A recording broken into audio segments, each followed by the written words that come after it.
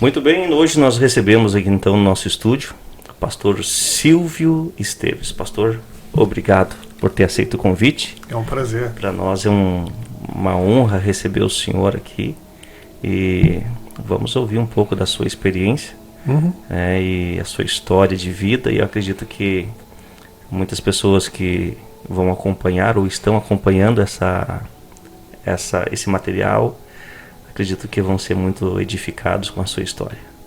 Espero que sim. Muito obrigado a você pelo convite, e para mim é uma honra também estar aqui. Bem. Pastor Silvio, a primeira colocação que eu gostaria de falar para o senhor em relação a esse trabalho são histórias, testemunhos de pessoas que, eu sempre falo, cada pessoa carrega suas marcas. Sim. Cada um tem os seus leões diários, os seus desafios, e eu acredito que com o senhor não é diferente. Não, a gente carrega as nossas marcas e deixa as nossas marcas também, né? Por aí. O senhor trabalha fazendo esse trabalho incrível de liderar. E liderar é um desafio muito grande. Trabalhar com pessoas é um desafio muito grande. E a gente precisa ter habilidades para poder administrar isso dentro e fora da igreja. E conhecendo o senhor o pouco que a gente conhece, a gente vê que o trabalho que o senhor faz é um trabalho bacana, um trabalho incrível. E a primeira pergunta que eu quero fazer para o senhor é a origem desse estilo de vestimenta, né? E a pergunta é que essa camisa que o senhor usa, né, é usada por padres, mas na verdade o senhor é um pastor, isso? Isso, eu sou um pastor da igreja presbiteriana aqui nos Estados Unidos, e eu faço parte de uma tradição que é comum a gente usar a famosa golinha de padre, né? Olha só. Tem essa aqui, que ela é mais completa, né, como se fosse um colar, e tem aquela pequenininha também. Isso aqui é normal aqui na América do Norte e até na Inglaterra e na Escócia, e foi inclusive inventado por protestantes. Uau. Nós que começamos a usar o colarinho branco, né, num sinal assim de indicar quem era um membro do clero. E não só isso, também como sinal de pureza, né? Uau. E no Brasil isso não chegou lá para nós, porque chegou através dos padres. E quando o protestante chega no Brasil muito depois, né, os padres chegam ali praticamente junto com o descobrimento, né? E nós vamos começar a chegar ali no século XIX, começo do século XX. E os protestantes, eles queriam, como é que eu posso dizer para você, ficar diferente dos padres. Queriam dizer que eles são uma outra opção para a igreja católica. Então os missionários, eles não usavam esse tipo de vestimenta, justamente para se distinguir, imagino eu, e naquela preocupação, né,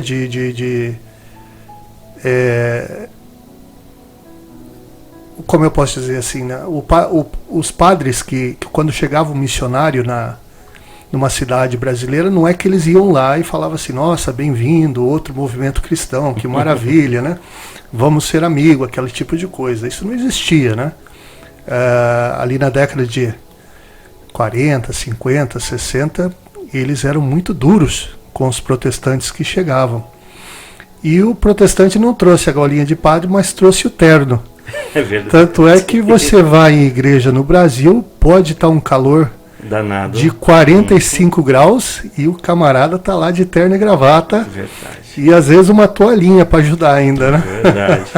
O lado protestante, para, quem sabe, pessoas que não entendem um pouco sobre isso, ele é oriundo dos Estados Unidos. Não necessariamente. Não. A reforma protestante, ela começa na Europa. Ela começa em 31 de outubro de 1517. Teoricamente, essa é Sim. a data oficial. A minha pergunta é dentro exatamente do colarinho. Sim. O costume do colarinho veio da Europa ou foi... Veio da Europa. Veio, se eu não me engano, foi um clérigo da igreja anglicana. Uau! Ele que começou com isso daí. E aí veio da Europa para cá, para a América do Norte, né? E hoje posso falar assim, um acessório? Ele é um acessório, né? Ele é uma coisa assim... Eu procuro usar isso daqui quando eu estou em atividades da igreja. Isso aqui é o meu uniforme, vamos dizer assim, né? Posso usar um termo, assim como o senhor usa o colarinho? Seria uma gravata para os, digamos, os assembleanos? Eu diria que sim. Mas a gravata, ela é uma roupa mais formal. Exato. Eu, por exemplo, quando eu chego no hospital, a pessoa bate o olho em mim, ela sabe o que eu sou já. E a gravata já não. De repente, se eu tivesse só de gravata lá, eles, né, iam me perguntar. Então, o senhor é o diretor do hospital? Não, eu vou visitar. Não, eu digo, alguém poderia confundi-lo com... Entendi, exatamente isso. O senhor é o diretor. Por quê, né? Porque é todo formal ali, né? No meu caso, como eu vou visitar, né? É claro que alguns me chamam de padre também, né? Ô padre, passa aí, né? Hoje, pastor Silvio, poderíamos dizer então que esse estilo de vestimenta da igreja presbiteriana seria praticamente uma identidade. Como o senhor falou, o senhor chega, eles sabem exatamente, pelo fato do senhor usar o colarinho, ok, é um pastor de uma igreja presbiteriana. Não necessariamente, porque não está só limitado à igreja presbiteriana. Okay. Como eu te disse, foi um clero anglicano que começou com isso. Então, se você olha para os padres anglicanos, eles todos também usam a golinha de padre, né? Pastores metodistas também usam. Sim. Essas religiões que são consideradas as mais tradicionais. Elas todas usam, os pastores usam, geralmente, né? Hoje em dia isso está caindo, obviamente, né? A outra coisa que é comum também você ver nas igrejas anglicanas, nas igrejas mais tradicionais, os pastores também usam um tipo de um roupão que lembra a batina. Exato. Mas não é a batina, é porque isso aí está diretamente ligado com você ser um professor, vamos dizer assim, né? Mestre. Um mestre, exatamente. Nós podemos falar isso mais depois, sobre o que, né, quais são os requisitos para você ser um pastor presbiteriano, né? Mas um deles, por exemplo, é que você tenha um mestrado. Teologia, no caso. Na verdade, é em divindade, que é uma coisa, é da teologia. Sim. Mas ele é um mestrado profissional. Exato. Ele não é um mestrado acadêmico. Já o mestrado em teologia é um mestrado mais acadêmico. Então, o meu título oficial, por exemplo, né? Eu sou um presbítero que ensina. Esse é o meu título oficial dentro da igreja, né? Um ministro da palavra e dos sacramentos. Mas um outro título que eu tenho também, eu sou aquele presbítero que ensina. E dentro da igreja presbiteriana nós temos diferentes tipos de presbíteros, né? A gente pode conversar sobre isso também. Bacana.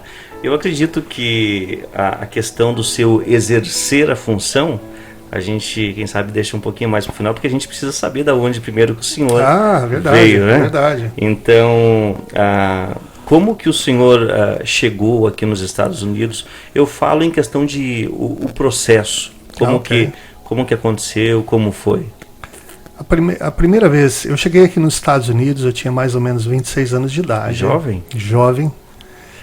E eu vim num visto que era chamado J1. Eu tinha me formado, não fazia muito tempo, acho que uns 4 ou 5 anos no máximo. E eu estava meio frustrado assim no Brasil. Eu tinha acabado de conseguir dar aula no estado do Paraná, da onde eu sou, né? Então... Desculpa... Diga. Qual cidade o senhor é do Paraná? Bom, na verdade eu nasci numa cidadezinha pequenininha chamada Cruzeiro do Sul. Olha só. Que acho que deve ter até uma no Rio Grande do Sul com esse mesmo nome. Bom, no Acre eu sei que tem uma. Agora no Rio Grande eu não sei se tem uma lá também. Mas eu sou de Cruzeiro do Sul, mas perto de Cruzeiro do Sul, a mais ou menos uns 80 quilômetros, tem a cidade de Maringá. Que hoje deve ter mais ou menos uns 300 mil habitantes. É um cidadão, ou até mais, eu imagino, quase 400. Então eu passei eu vim de Maringá, né? E quando eu tinha ali os meus 25, 26 anos, eu consegui dar aula no estado, né? Eu sou formado inicialmente em informática. Uau. Eu fiz um curso que hoje não existe mais, que chamava processamento de dados. Hoje acho que é sistema de informação, alguma coisa desse tipo. Mudou. Então eu fiz esse curso e naquela época o Estado começou a ter a matéria de informática, né? E eu comecei a ensinar, mas eu não estava feliz ali. Eu queria ver mais, eu queria estar em outros lugares. E aí eu avisei meus pais que eu ia tentar vir para os Estados Unidos. E meu pai ficou muito frustrado, né? Porque ele queria ver o senhor atuando naquilo que se formou. Ele, não necessariamente. É muito engraçado meu pai. Meu pai ele fez questão que os 3 filhos tivessem um curso superior. Uau! E meu pai ele era farmacêutico provisionado. Farmacêutico provisionado, não sei se você sabe o que é. Ele é um farmacêutico que ele não tem um diploma de farmácia, mas ele tem um número de CRF. Uau! Eles, até um tempo, baseado no tanto como você tinha de experiência em farmácia, se tornava um requisito para ter isso. Você ganhava, inclusive, o número do Conselho Regional de Farmácia. Então, ele era visto como um farmacêutico, apesar dele nunca ter feito um curso de farmácia. Ele era um farmacêutico provisionado, que eles chamavam, né? Mas meu pai fez muita questão que os 3 filhos tivessem diploma. Então, minha irmã mais velha fez psicologia, meu irmão fez direito, né? E ele quando ele dizia dos filhos, ele falava assim: minha filha é psicóloga, meu filho é advogado, e meu outro filho fez aqueles negócios de computador. Né? Porque tecnólogo em processamento de dados, quem que fala essas coisas, né? Então saí de Maringá, cheguei nos Estados Unidos 6 de dezembro de 1999, meu irmão. Uau! Primeira vez parei ali em São Francisco, na Califórnia, por alguns dias. Sim. E depois disso acabei indo para um estado aqui chamado Idaho, que fica lá perto da fronteira com o Canadá, lá em cima, né? Um frio, rapaz. Eu me lembro que a gente chegou em Boise. Fronteira com o Canadá. E no verão, no inverno, que eu cheguei em dezembro, né? Uau! Então, eu lembro que a gente chegou lá em Boise, que é a capital do Idaho. E aí tinha umas vans lá esperando a gente pegou pro lugar que a gente ia, aquela van, e rapaz, que frio, hein? Assustei demais, assim, mas foi gostoso. E eu vim num visto chamado J1, que é um visto, assim, de experiência de trabalho. É pra gente que tinha acabado de se formar. Existe ainda até hoje esse visto, pastor? Existe até hoje esse visto. Ele é um visto, assim, ele pode ser, assim, por uma temporada, que foi o meu caso. Sim. E aí você vem, trabalha uma temporada, e depois você tem 30 dias para viajar dentro dos Estados Unidos. Uhum.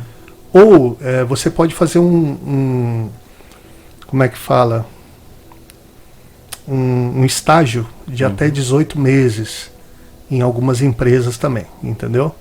Mas ele existe até hoje. Inclusive eu vi um anúncio semana passada de gente falando sobre esse visto. É um visto para jovens profissionais que querem buscar aquela experiência nos Estados Unidos. E esse visto ele é encaminhado primeiramente do Brasil para os Estados Unidos? Sim. Para você ter o J1, você tem que fazer através de algum sponsor, de alguma agência, né? Okay. Alguém tem que dizer para o governo, não, ele está aqui sobre nossa responsabilidade, vamos dizer assim. Eu não sei, pastor, diga. perdão Claro. interromper. O ano passado a gente foi para Beach Mountain, no Tennessee, e eu encontrei alguns brasileiros lá. E eu lembrei agora, enquanto o senhor falava, que esses brasileiros, eu não sei se eles cabem dentro deste visto, mas eles falaram exatamente as mesmas informações que o senhor passou. Sim. Trabalharam em hotéis, sim. Em office, em restaurantes. Sim. É o mesmo que se aplica, pastor? É exatamente isso. Uau. Por quê? Porque vamos imaginar, o pessoal do Brasil talvez não conheça, né? Mas o Idaho é um estado assim de uma população muito baixa. É um estado assim como eu disse, lá perto do Canadá. E esse lugar especialmente, onde eu fui, ele era um resort de esqui. O pessoal ia para esquiar, né? Então durante o inverno, aquele resort ele tinha necessidade de ter assim 800 empregados. Uau. Porque eram 12 restaurantes. eram 2 hotéis enormes, entendeu? E eles precisavam da mão de obra. Eles precisavam da mão de obra. E o estrangeiro, ele supre essa mão de obra através desses vistos, né? E claro que nessa situação desse visto, é J1, sim? J1. Não cabe só o brasileiro, mas também várias outras... Do mundo inteiro, exatamente isso. E foi exatamente isso que aconteceu, né? Quando a gente chegou lá, eram muitos brasileiros, eram muitos costarriquenhos, peruanos. Por quê? Pessoal das Américas, onde a gente está tendo as nossas férias ali em dezembro, janeiro, fevereiro, porque o visto geralmente ele vai até o comecinho de abril ali, mais ou menos. Oh. Então, eu já estava formado, então eu pude ficar o tempo todo, mas teve pessoas lá que eles trabalharam 1 ou 2, 3 meses, depois eles tiveram que voltar, porque as aulas estavam começando, né? Então é esse o perfil do visto J1. O veículo, então, que trouxe o senhor até aqui, então, foi esse visto. Foi aí esse o senhor visto caiu em Idaho. Em Idaho. Idaho, é. É o estado das batatas aqui, das batatas grandes, aqueles batatão que a gente come lá com estrogonofe no shopping. É aquele estado lá. E aí aconteceu uma coisa muito legal, assim, porque no final da temporada, o hotel ele fechava ali para o meio de abril, mas ele voltava em atividade um pouquinho antes de junho. E ele deu a oportunidade, ele falou assim, olha, de hoje em diante nós vamos trazer também o pessoal com um visto de trabalho, que chamava H2B. O visto H, ele é um visto de trabalho. Uhum. Então tem vários tipos. Tem o H1, que é aquele considerado um profissional capacitado. Por exemplo, um programador de computador, um administrador, um gerente, ele vem no H1, né? E aí tem o H2, que são pessoas não qualificadas. Então, por exemplo, para você trabalhar num hotel de housekeeping ou de... Não exigiria um diploma no caso. Exato. Perfeito. Então, para você trabalhar de camareira, para você trabalhar de recepcionista, para você trabalhar, né, daquele pessoal que carrega mala, cozinheiro, então você não precisa ter habilidades especiais, vamos dizer assim, né? Qualquer um, teoricamente, faz esse tipo de trabalho. Não teoricamente, factualmente.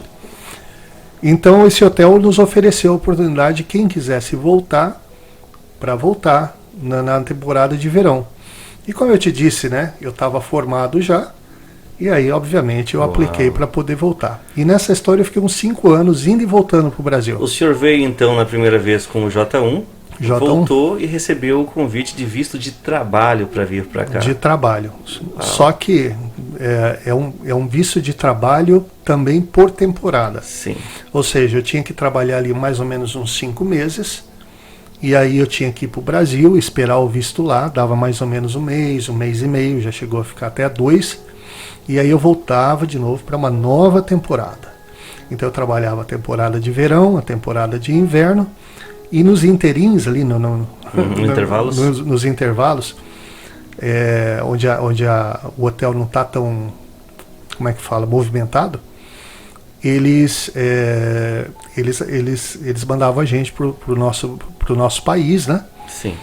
E a gente esperava o visto lá. Agora, a parte interessante é que quando eu voltei no verão, aí os costarriquenhos não estavam mais lá, os peruanos, né?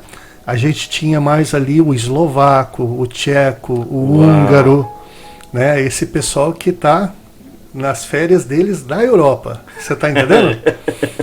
E, cara, nessa história aí, o pessoal que estava formado começou a voltar. Então, assim, rapaz, eu fiz amigos no mundo inteiro, assim. Uau. Foi uma experiência maravilhosa, porque a gente ia para casa, não tinha aquela coisa de ficar muito com saudade do Brasil. Aí voltava para os Estados Unidos, aí trabalhávamos iguais a uns loucos, né? Tentava fazer o máximo de hora, porque tinha que ganhar dinheiro também, né? E aí voltava para o Brasil para ficar esperando o visto de novo, e nessa história aí foi uns 5 anos da minha vida. Então, esse visto ele não tinha a questão da extensão, toda vez tinha que fazer um pedido novo? Olha, naquele momento não, mas no finalzinho ali, eles começaram a fazer extensão dentro dos Estados Unidos. Aí não precisava voltar. E isso aconteceu comigo. Depois eu voltei novamente no H2B para outro ski resort, mas dessa vez no Colorado. E aí eu entrei uma vez nos Estados Unidos e as outras vezes foram todas extensões. Sim. eu não precisava voltar para pegar o visto de novo. Então ficou muito cômodo.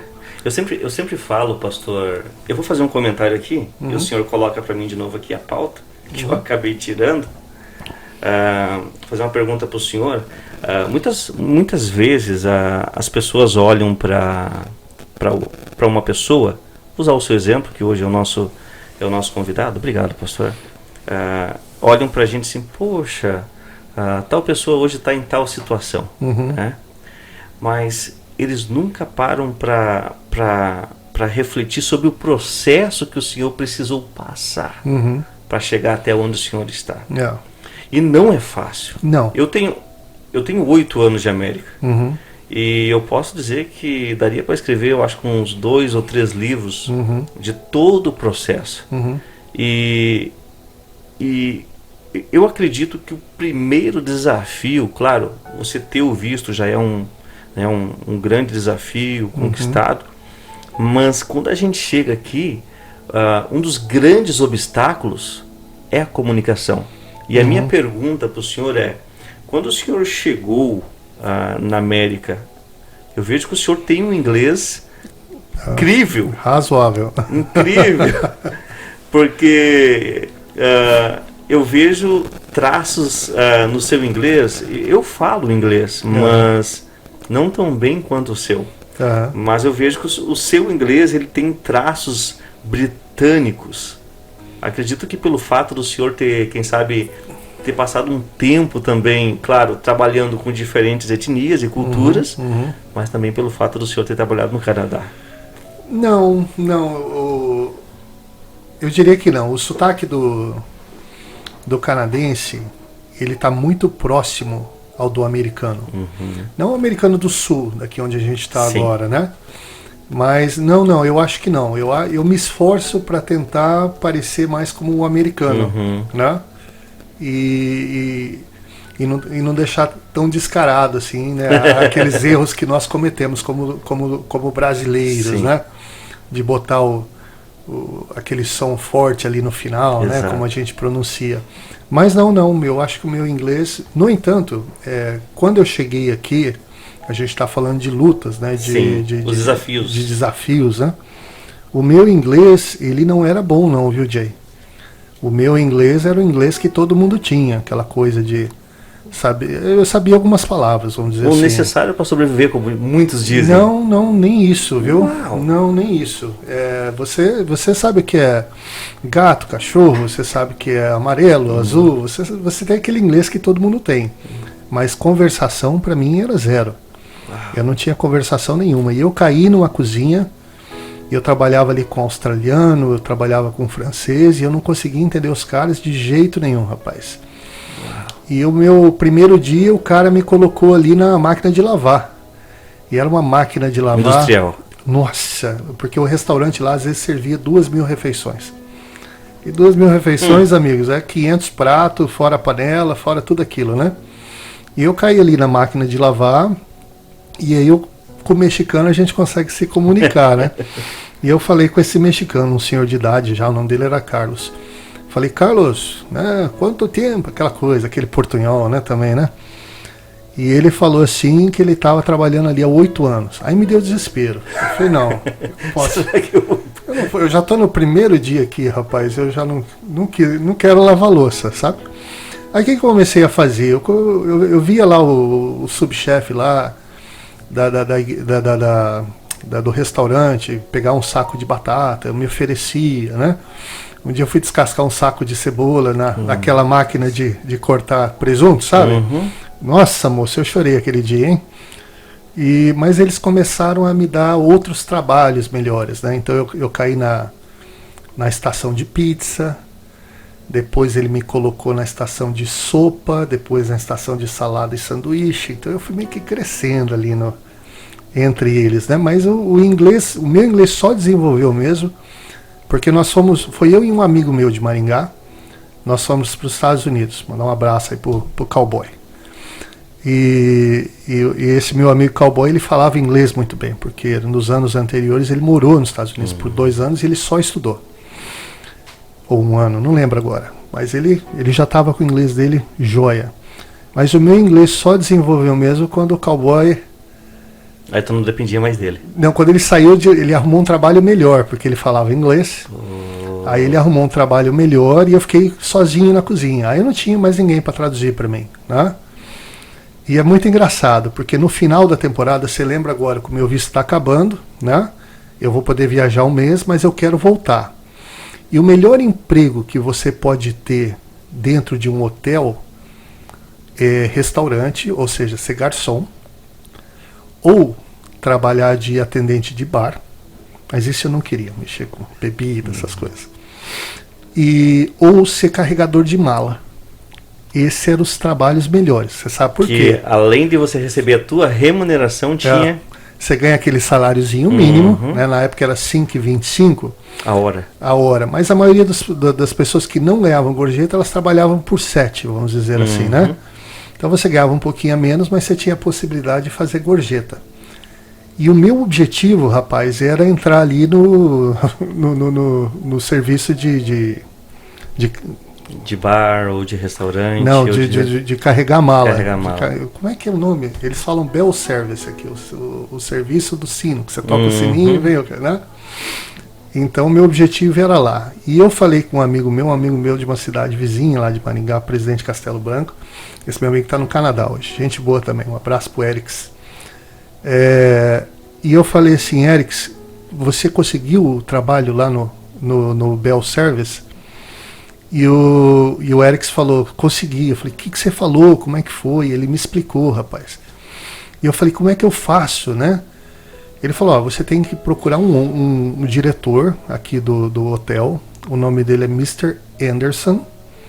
E você vai chegar no Mr. Anderson e você vai falar para ele que você quer conversar sobre o próximo verão. E aí ele vai entrevistar você. E se ele ver que o seu inglês é bom, ele vai te contratar. Mas o meu inglês, rapaz, não dava. Não era o suficiente. Não era suficiente. Mas eu falei, eu vou tentar mesmo assim, seja o que Deus quiser. E eu falei, Erix, como é que eu falo assim? Olha, eu quero conversar, né, com você pro próximo verão. Ele me ensinou como é que falava inglês e eu fiquei repetindo aquilo lá. E eu cheguei nesse Mr. Anderson aí e falei, olha, eu queria conversar com o senhor sobre o próximo verão. Ele falou, tá bom, vem comigo. E nesse mesmo momento chega um outro brasileiro, o Sandro. E ele fala a mesma coisa, que ele quer conversar. Só que diferente de mim, o Sandro falava inglês. E o Sandro era casado. E no final, nós fomos nós três para o escritório. E esse tal de Mr. Anderson conversando com o Sandro. E esqueceu de mim ali, rapaz.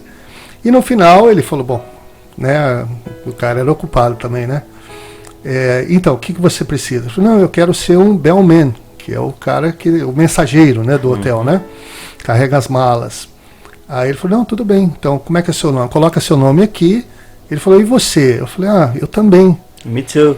Me too. Porque eu já entendia bem, mas eu não tinha fluência, amigo, sabe? E aí ele pegou e me contratou também, me contratou o Sandro e eu, né? Que coisa. Um milagre, na verdade. Quando eu olho para trás essas coisas, eu já começo a ver a mão de Deus em certas coisas, né? Cheguei a me arrepiar. Não é? E aí o que eu fiz? Eu fui para uma escolinha de... Lembra que eu tenho que ir para o Brasil para esperar o visto, exato, né? E eu fui para uma escolinha de inglês de uma amiga, uma conhecida nossa, na verdade, ela era farmacêutica. E ela tinha uma escolinha de inglês.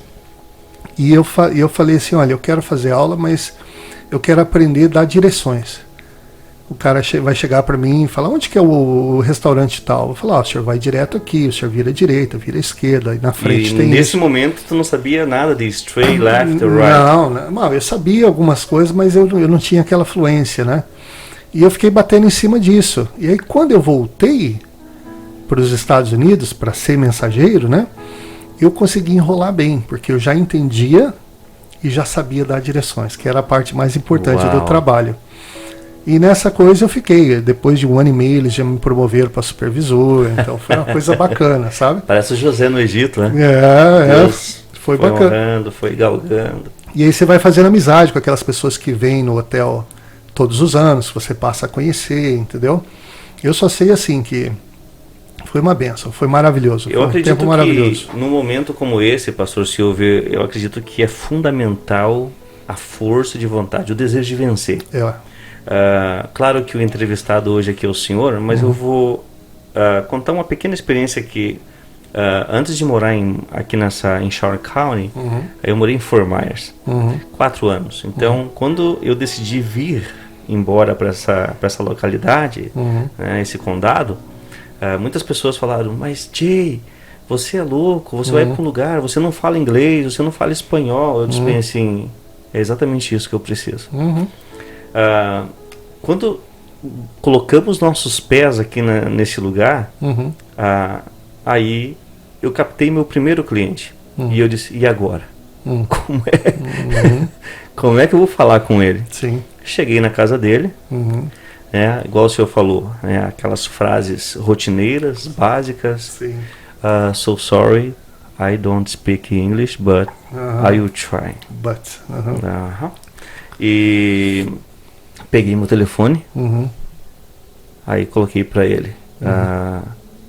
O que o senhor deseja que eu faça de trabalho na sua casa?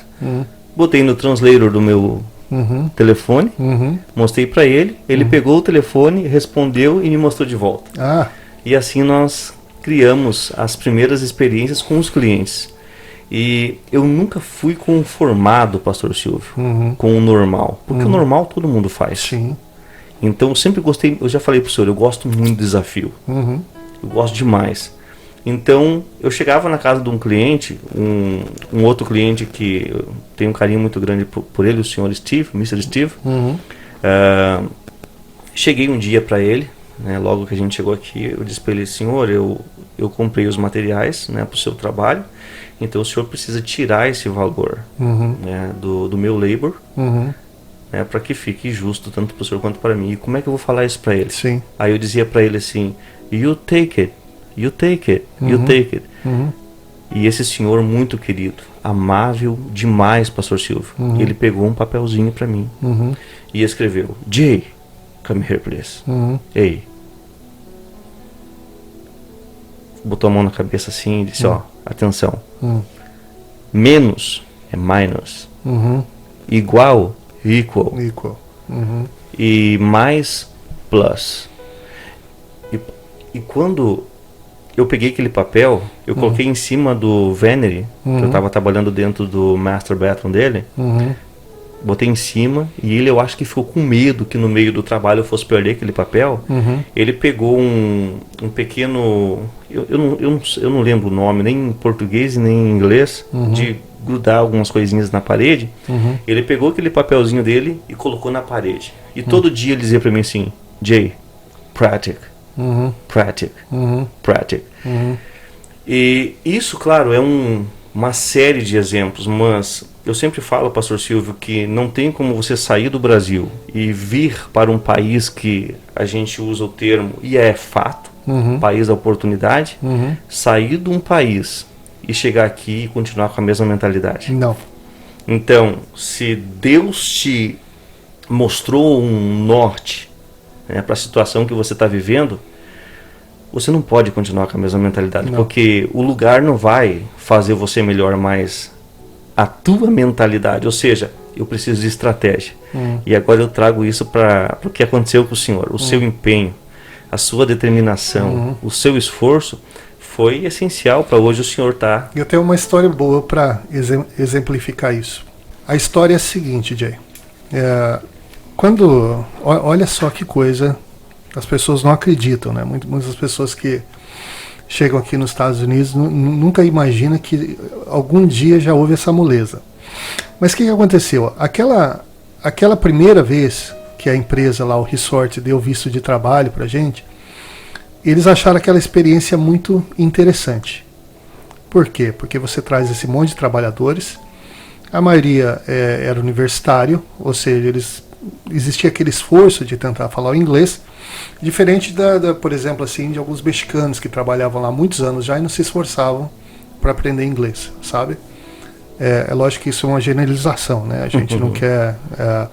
mas era muito cômodo, né, para umas certas pessoas para não aprenderem o inglês, né, principalmente o pessoal do México, porque eles estão no meio deles mesmos, né, aquela coisa toda.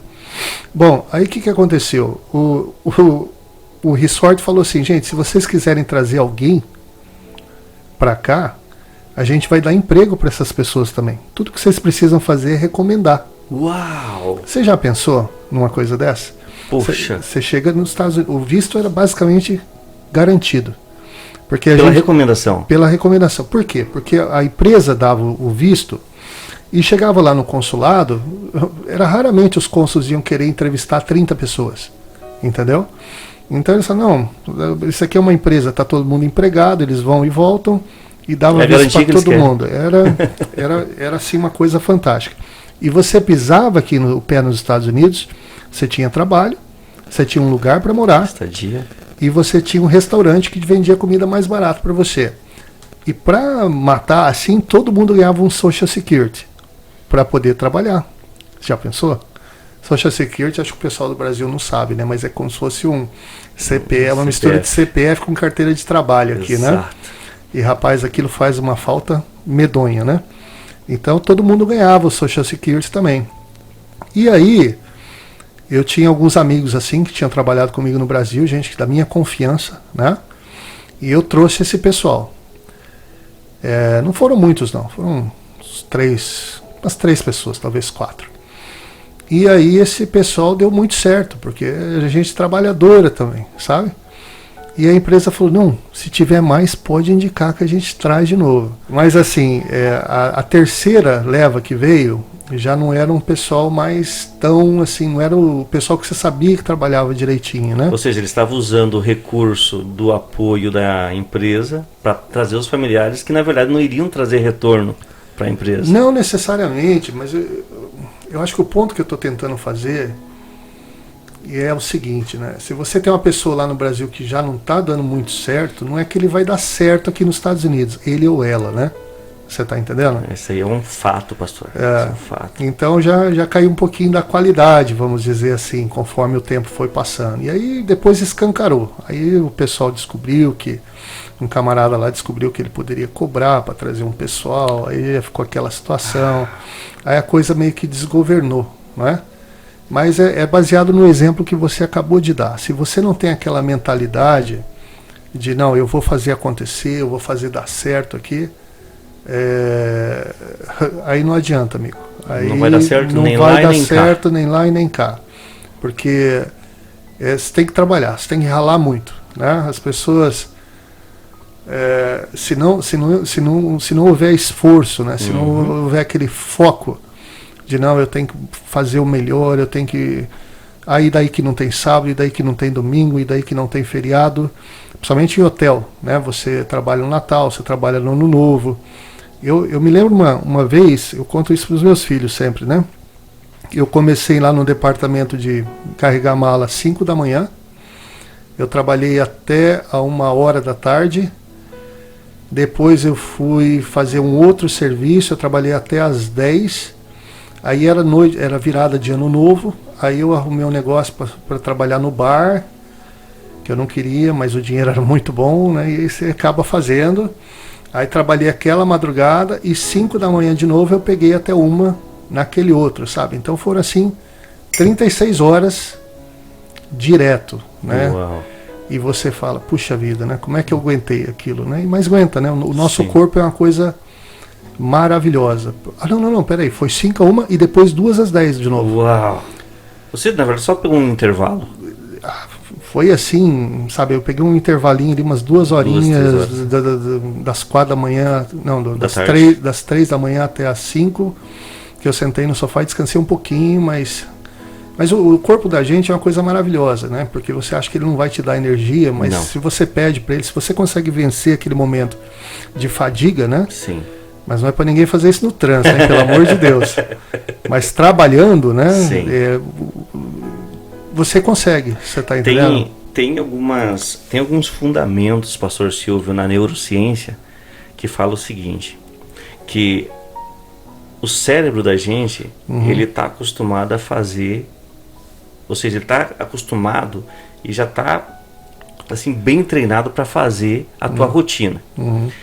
Quando o senhor, eu preciso mudar, eu preciso ir para um outro lugar, eu preciso trocar de trabalho, o cérebro ele vai dizer para você, tá, mas precisa. Tem necessidade. Por quê? Porque o cérebro não está acostumado com o novo. Não. Ele está acostumado a fazer o normal. Então, por isso que toda vez que surgem desafios para a gente, de forma involuntária surge no teu subconsciente aquela coisa: será que vai dar certo? Será que eu vou conseguir? Na verdade não é você. É o teu subconsciente dizendo para você: ei, pensa bem, pensa o que tu vai fazer. E o senhor falou algo super interessante, que é: as pessoas não conhecem os seus limites. Não conhecem. Por quê? Porque tem pessoas que a gente olha assim: poxa, falta um braço, falta uma perna, falta um olho, mas eles fazem com que outros sentidos se multipliquem e trabalhem com habilidades incríveis. Então, muitas vezes, as desculpas que a gente dá, que não vai dar certo, que eu não vou conseguir, que eu não vou para frente, porque o outro já fez, isso não quer dizer nada. Agora, se nós descobrirmos em nós, a gente consegue muito mais além do que a gente imagina. Com certeza. E eu gostaria, pastor Silvio, de perguntar para o senhor como que foi essa transição do senhor, tendo esse trabalho de, podemos dizer assim, secular, até o senhor, eu não sei se eu vou usar o termo certo, se eu falar errado o senhor me perdoe, é a transição do trabalho secular até o senhor chegar, né, ao trabalho que o senhor faz hoje. Como que foi esse início para o senhor? Como que foi essa transição? Olha, no finalzinho, quando eu estava aqui nos Estados Unidos, eu meio que entrei num seminário. Eu fui para estudar numa escola.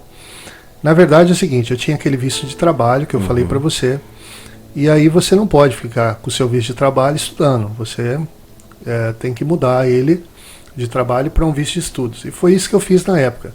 Foi uma coisa muito interessante, porque o meu trabalho lá estava acabando, era por temporada também. E aí, rapaz, eu precisava mudar para o visto de estudo. E aí eu conheci um pastor brasileiro da Igreja Presbiteriana aqui nos Estados Unidos, e ele morava na Geórgia. E ele falou: você tem que vir para cá, porque tem 2 seminários presbiterianos aqui. E é engraçado, porque pensa assim, há uns 100 anos atrás, existiam 2 seminários distintos por um motivo que você sabe qual é: a segregação, né? Então você tem um seminário que era para os African Americans, né?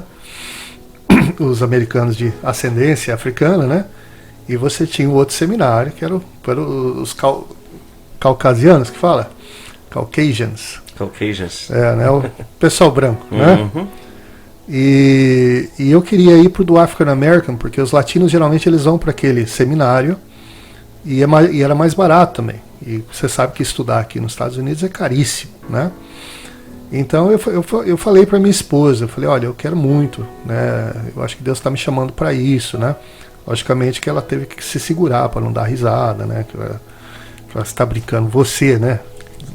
E o senhor tinha que idade, pastor, quando isso aconteceu? Rapaz, eu já tinha... boa pergunta, hein? Foi em 2007 isso daí. Então, 72, uns 35 anos mais ou menos. Uau. Né? E eu falei para ela, falei: não, mas eu sinto que eu estou sendo chamado para isso aí. E ela falou: bom, tudo bem então, né? Para onde vai? Eu falei: nós vamos para a Geórgia, tem uns seminários assim lá. E aí eu tive que, eu falei para o meu empregador que eu não ia trabalhar mais, e comecei esse processo de mudar o visto. Mas uma das coisas para você poder mudar o visto é a escola te aceitar primeiro, né? Exato. E a escola não me aceitou, rapaz. Uau. E aí eu fiquei no desespero. Aí eu falei: nossa, o que eu faço agora? Aí me falaram de uma escola pentecostal que tinha lá na Geórgia. Era uma universidade pequenininha. Eles eram Bible College primeiro, uma faculdade bíblica, né? Aí eles estavam virando universidade. E eu apliquei para esse lugar e eles me aceitaram. E aí eu comecei a fazer um mestrado também. Eram 2 anos para terminar o mestrado. E eu estudei naquela escola mais ou menos 1 ano, sim. Até que um dia a minha pastora presbiteriana falou assim, mas vem cá, você não quer ser ordenado pastor da nossa igreja? E eu falei, nossa, claro que sim, né? Uau, eu estou fazendo tudo isso, né, para isso mesmo. Ela falou, mas eles não vão te ordenar com o diploma daquela escola, não. Aí, meu amigo, dá uma agonia. Mas a escola era maravilhosa, né? Era uma escola pentecostal,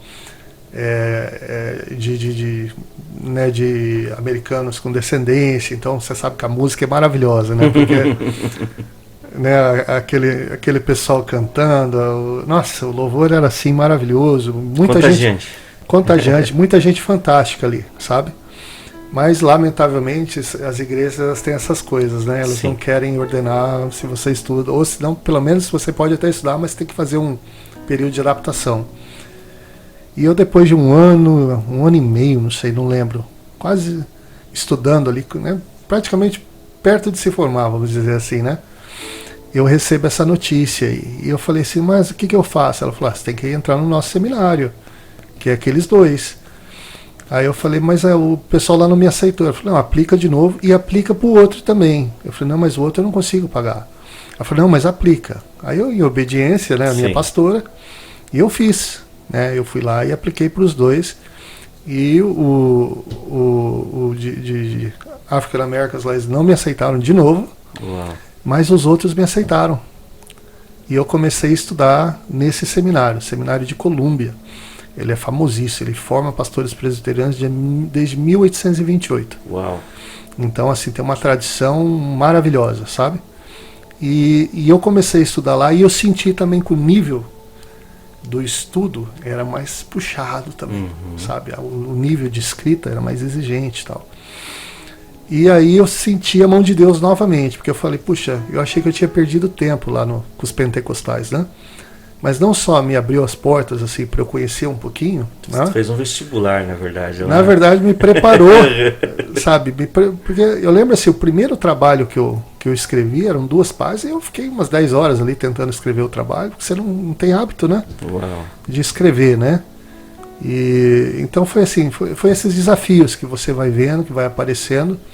Mas foi isso. Eu acabei mudando o meu visto de trabalho para um visto de estudo, né?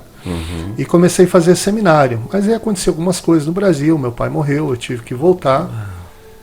E aí eu fiquei lá outros 7 anos e não voltei para cá para terminar. E aí eu tinha feito outro 1 ano e meio agora nesse seminário.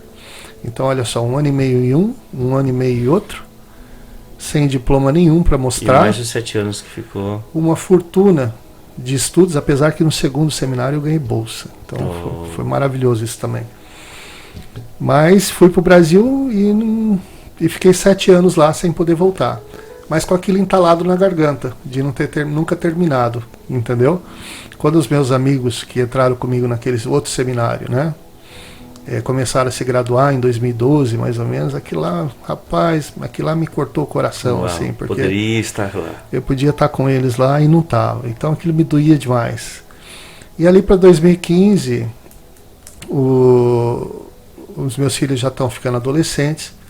O meu filho mais velho, na época com uns 15, 16 anos, ele já começa a andar com uma turminha de uma aula no Brasil, sabe? Eu e a esposa, a gente não estava legal assim, sabe? A gente estava tendo as nossas dificuldades. Eu estava gerenciando uma empresa lá, eu dava aula à noite. Então, sempre cansado, sempre ocupado. Aquela coisa, né? Aquele ritmo horroroso, né?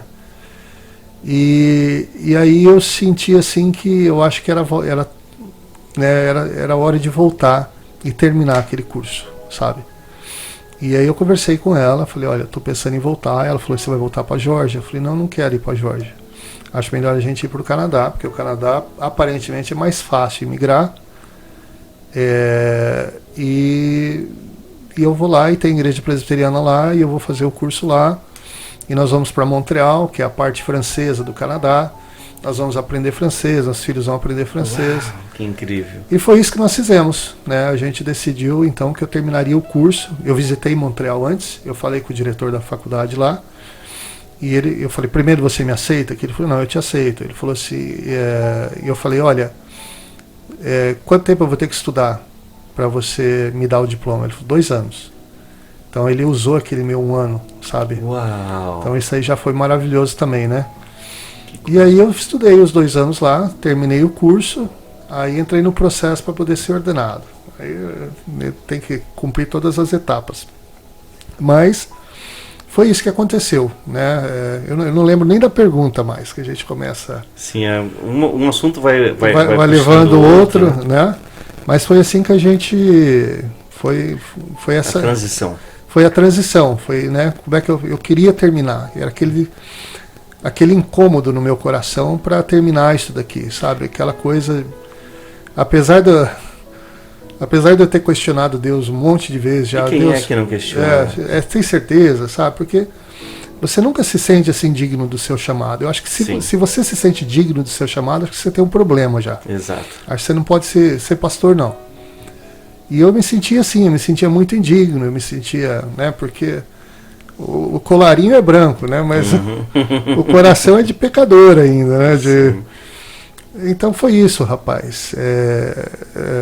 Acabei voltando, querendo terminar esse curso. E que ano era esse, quando o senhor voltou? Quando eu voltei era 2017. Uau! Olha, fiquei 7 anos no Brasil. Eu acredito, pastor Silvio, o senhor toma sua água, o senhor dá uma hidratada. Eu acredito que quando se fala de chamada, eu acredito que o fator predominante é a disponibilidade. Uhum. Aquela inquietude que o senhor sentia no seu coração, Uhum. E era saudável quando o senhor olhava os seus companheiros de seminário se formando, o senhor não estando lá. É um sentimento saudável, porque eu acredito que a gente não pode sabotar o nosso interior, mas a gente tem que aceitar. O maior desafio hoje, pastor Silvio, que eu vejo nas pessoas, eu falo isso no âmbito geral, na presbiteriana, na quadrangular, na assembleia, na lagoinha, em todas as denominações. O desafio de muitas pessoas começarem e não terminarem. Se você vai perguntar para alguém, ei, nesse ano de 2023, quantas coisas você começou e quantas você não terminou? E as pessoas, elas são moldadas por aquilo que elas trabalharam para conquistar. Por exemplo, não é gratificante o senhor participar, por exemplo, de um campeonato dentro de uma escola, nem que seja o 3º lugar, mas você diz assim, eu ganhei o 3º lugar. E aquilo ali motiva a gente para trabalhar um pouquinho mais. Então o sentimento que o senhor sentia quando via os seus colegas se formando, era um sentimento saudável, não de sabotagem, mas de motivação. Sim.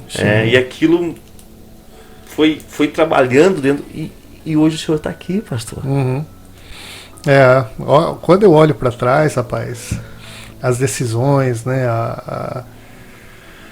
os desafios, né, estudar aqui fora, e também não é só no nosso caso, no caso da Igreja Presbiteriana, não basta você ter o diploma. Diploma é um dos requisitos. Sim. Talvez seja o mais difícil dele, né? Mas você, por exemplo, você falou de vocação, né? A gente vai para um lugar, fica uma semana lá praticamente, com gente entrevistando a gente assim cedo e à tarde, para saber se você tem vocação mesmo. Então, sabe, você passa por isso. Depois eles checam todos os seus antecedentes para saber se não tem problema. Depois você vai com um psicólogo para fazer, né, para ver se não tem problema lá também. Então, assim, é um processo moroso, é um processo complicado. E eu lembro assim que a última parte era uma entrevista. E eu fui ordenado no Canadá, eu não fui ordenado aqui nos Estados Unidos, né? Então, a última entrevista era em outubro. E eles começaram a me fazer umas perguntas, rapaz, e eu não sei o que deu em mim aquele dia. Porque às vezes dá uns brancos, né, na gente, né? Nervoso. Muito nervoso. Porque eu sabia que era o último estágio. A última etapa para ser conquistada. E eles me reprovaram, cara. Me reprovaram. Uau. E aí era só em fevereiro para eu poder aplicar de novo. E o meu visto estava vencendo. E eu falo assim, e agora? Aí sabe o que eu tive que fazer? Eu tive que me matricular num mestrado em teologia.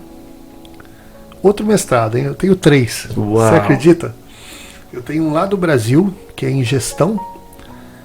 Eu tenho esse de divindade, que me habilita a ser pastor. E aí eu me matriculei nesse mestrado aí em teologia. Mas na minha cabeça, assim, eu vou aplicar, vou entrar, mudo o meu visto, mas logo, logo eu sou contratado como pastor, eu mudo para o visto religioso e deixo o mestrado aqui. Não vou terminar isso aqui, porque pra quem precisa de 3 mestrados, pensei comigo, né?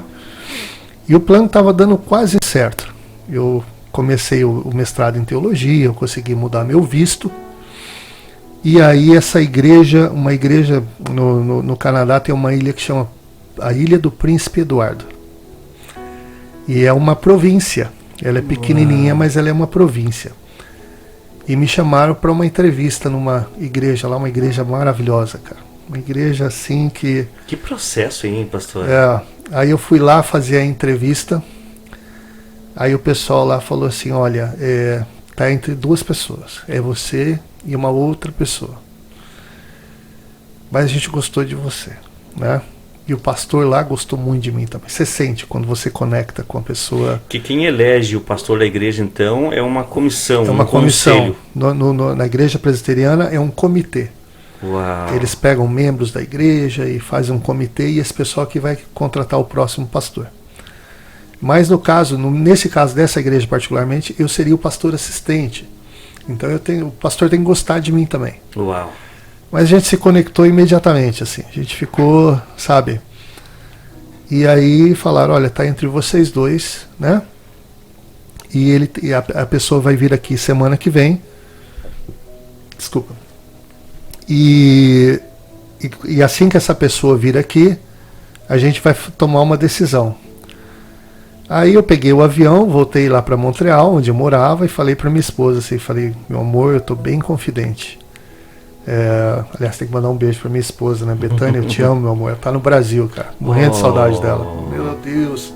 Mas segunda ela tá de volta. E falei pra minha esposa assim, falei, B, acho que nós vamos pra Prince Eduardo, hein? Pra ilha lá. Ela falou, eu falei, E todo confiante, né? E aí, o que aconteceu? Covid, amigo. Uau. E aquela ilha, as províncias ali do Atlântico, no Canadá, eles criaram uma bolha que você podia só entrar se você morasse ali. Você pode sair da ilha, mas entrar só se você reside ali. Se você reside. E essa segunda pessoa, que eu não sei quem é, não pôde ir. E por que aquela pessoa não pôde ir? E por que na igreja presbiteriana você não pode ser injusto? Entendeu? Como ela não teve a mesma oportunidade que eu tive de ir lá e conversar e conhecer todo mundo, etc e tal, eu não podia ser contratado.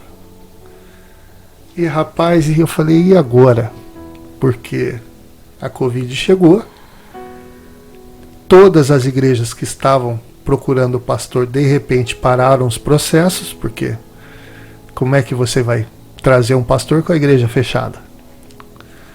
E aí eu acabei terminando outro mestrado, meu irmão. Mais um mestrado. Estudei assim, mas estudei agoniado, sabe? Mas foi gostoso, porque daí eu descobri minha paixão também dentro dos estudos, sabe? Eu nem te conto, quer dizer, eu vou te contar sim, mas depois eu te conto.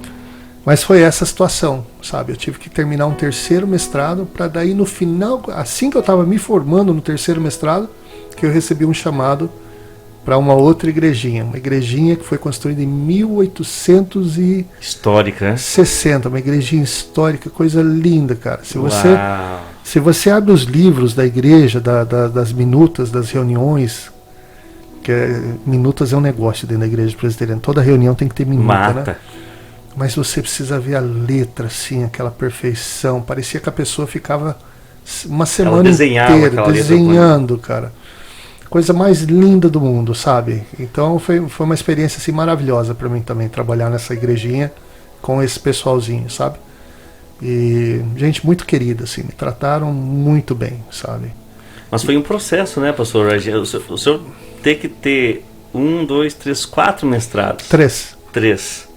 E eu acho muito bacana da sua parte é que em nenhum momento o senhor não me falou nenhuma vez Toda vez que lhe era proposto um desafio, o senhor em nenhum momento me falou: Jason, eu pensei em desistir. Mas nas suas palavras, pelo que eu pude sentir, o senhor olhava: ok, faz parte do processo, eu vou abraçar e vou chegar lá. É a luta de Isaac com o anjo, né? É.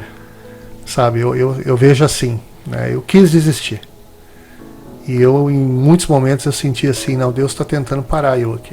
Ele está dizendo: não, você não serve para isso não. Você vai fazer um estrago muito grande dentro da igreja e eu tenho que parar você, sabe? Mas eu não tinha jeito. Eu tinha que fazer, eu tinha que terminar. E eu terminei, fui ordenado. E depois de velho já, né? Já tinha quase 50 anos. Mas hoje eu vejo o meu trabalho, assim, o meu chamado. E eu vejo assim que eu não queria estar fazendo nada além disso mesmo, sabe? É o que me encanta, é uma maravilha. E agora nessa comunidade que eu tenho aqui na Flórida também, nossa, pensa num povo especial também, sabe? Pastor, o senhor trabalhou então nessa ilha, Príncipe Eduardo? Não, eu não cheguei a ser contratado em Príncipe Eduardo. Não chegou? Não, eu fui contratado numa igreja em Ontário. Uau, isso é Canadá? Canadá. Então a minha esposa morava no Quebec, que é a parte francesa, e aí tem um outro estado do lado, que é inglês. Bom, o resto do Canadá é inglês, só tem o Quebec de Esse francês. Quebec fala tanto francês quanto inglês? Depende de onde você está no Quebec. Se você está numa cidadezinha pequena, se você está na capital, é só francês. Quebec é um estado? Quebec é uma província. Uma província. É o equivalente ao estado, mas porque eles não são uma república, eles são uma monarquia parlamentarista, então eles chamam de província. Já o Brasil e aqui, né, são estados. Então o Quebec é essa província, uma província francofona, e ele é cercada por províncias anglofonas, logicamente, né? E então a minha igreja era do lado inglês, mas eu morava no lado francês. Então eu ia toda semana, eu dirigia 4 horas para chegar na minha igreja, aí eu ficava, era mais ou menos assim, eu ia para lá na terça à noite ou quarta de manhã, ficava quarta, quinta, sexta, sábado, domingo, terminava o culto e eu voltava para casa. Uau! E como que o que aconteceu, pastor, em relação ao trabalho que o senhor fazia nessa província no Canadá até a sua mudança para a Flórida? Como que foi esse processo? Rapaz, o Canadá é frio. E nós que somos brasileiros, a gente sofre lá. Não gosta muito, não. A minha esposa particularmente, ela fica muito depressiva no frio, rapaz. Os dias são cinzas. Só em casa. Quando chega o inverno, você já teve experiência de morar no de norte? nevasca, nada. Nada. Se você vai para o norte, tem uma determinada parte do ano, agora começa isso, bem agora, né? Nós estamos em outubro, nós estamos em novembro já. Sim. Agora os dias começam a ficar mais curtos. Uau, escurece que hora? Escurece 4 da tarde e vai amanhecer de novo umas 8 da manhã. Os dias, tipo, se você der bobeira, o dia foi. O dia foi, exatamente. Eu não sabia disso. Não, é um horror. Quando eu morei no Idaho lá, isso foi uma coisa muito interessante, que eu tentava trabalhar quase todo dia para fazer hora extra, né? E eu acho que eu fiquei um mês sem ver o sol, porque eu saía, o sol não tinha nascido. Saía à noite e voltava à noite? Não, mas era assim, eu saía às 6 horas da tarde, mas aí o sol já não estava mais lá. E chegava no restaurante 6, 7 da manhã, o sol não estava mais lá. Eu fiquei sem ver o sol, assim, tipo um mês. Pastor, enquanto o senhor estava então no Canadá, o senhor fazia o seu mestrado e ainda trabalhava no restaurante? Não, restaurante é no Idaho. Ah, no Idaho. No Canadá, eu arrumei emprego para trabalhar num call center. Para trabalhar e a gente prestava serviço para o Banco do Brasil Américas, que é o Banco do Brasil nos Estados Unidos. Sim. Então, por exemplo, assim, se você vai fazer mestrado ou doutorado fora, se você é um estudante da CAPES e do CNPq, eles te dão um cartãozinho. Por exemplo, assim, vamos supor que você está estudando na França, você vai receber a bolsa por aquele cartãozinho lá, X mil euros todo mês. Se você está nos Estados Unidos, você ganha dólar americano. Se você está no Canadá, você ganha dólar canadense e assim por diante. Entendeu como é que funciona? E eu dava assistência nesse cartãozinho para as pessoas. As pessoas ligavam lá do mundo inteiro, brasileiros, né?